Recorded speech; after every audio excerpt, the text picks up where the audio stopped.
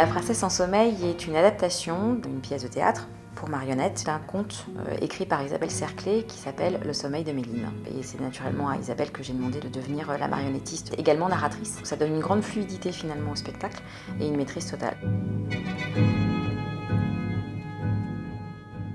L'idée de la princesse en sommeil, c'était d'être complètement autonome.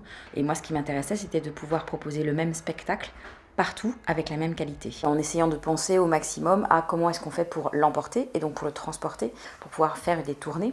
La première représentation a eu lieu au Théâtre Pixel le 4 décembre dernier.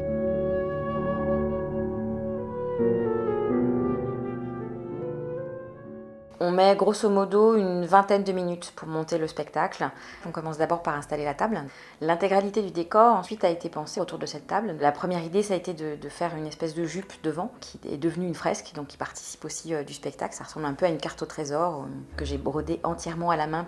Ensuite, on installe les LED. Elles sont petites, extrêmement puissantes et surtout, elles ont un gros avantage, c'est d'être très peu gourmandes en électricité. Ça a influencé la totalité de la création du spectacle, qui est devenu un spectacle éco-responsable. Ensuite, on installe la moquette et surtout on installe les jupes sur les côtés donc qui permettent de faire des découvertes. On en a deux à cour et à jardin pour faire le noir, pour vraiment qu'on ne voit pas ce qui se passe en dessous, parce que la technique doit être dissimulée. On installe les montagnes, puis les autres réglettes de LED qui se trouvent à l'intérieur du décor, puis les remparts, le château qui lui aussi est éclairé. On installe bien évidemment le son aussi, donc avec l'enceinte qui se trouve dessous et qu'on relie à l'ordinateur, qui pilote tout et qui nous permet d'être vraiment autonome et de ne pas être dépendant d'une régie qui existerait ou pas dans le lieu où on va se retrouver. Et enfin, on positionne les marionnettes dans le décor et aux différents endroits, ainsi qu'une petite lumière derrière, de façon à ce qu'Isabelle puisse voir quand même quelque chose pour pouvoir prendre ses marionnettes au fur et à mesure qu'avance le spectacle.